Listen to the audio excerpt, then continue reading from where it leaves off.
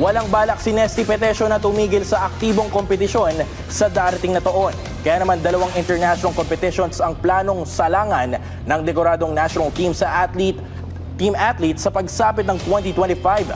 Yan ang ulat ng aking teammate na si Rafael Bandairel. 2 mga medalya sa Olimpiada, 2 rin sa World Championships, 3 sa Asian Championships at 6 naman sa Southeast Asian Games.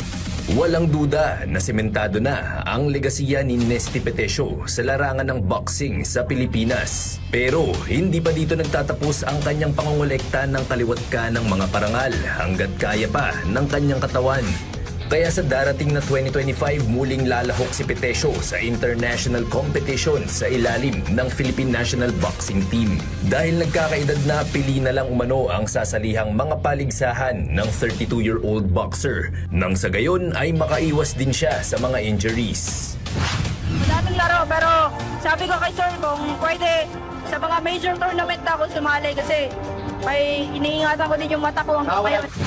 Hirit pa ng Davawenya, hindi pa siya kontento sa kanyang mga achievements sa pinaka-ingranding entablado sa sports. Kaya naman, puntiryan ni Petesio na lumahok sa Los Angeles Olympics sa taong 2028. Nabitin po kasi talaga ako dito sa Paris Sobrang nabitin po ako dito. So, tutuloy natin na kaya walang ginto hanggat walang ginto. Bukod sa kanyang buhay boksingero, patuloy din ang pag-angat ni Petesio sa kanyang tungkulin bilang bahagi ng Philippine Coast Guard. Kamakailan na-promote si Petesio sa posisyong Petty Officer 2 o PO2 matapos maibulsa ang kanyang ikalawang medalya sa 2024 Paris Olympics.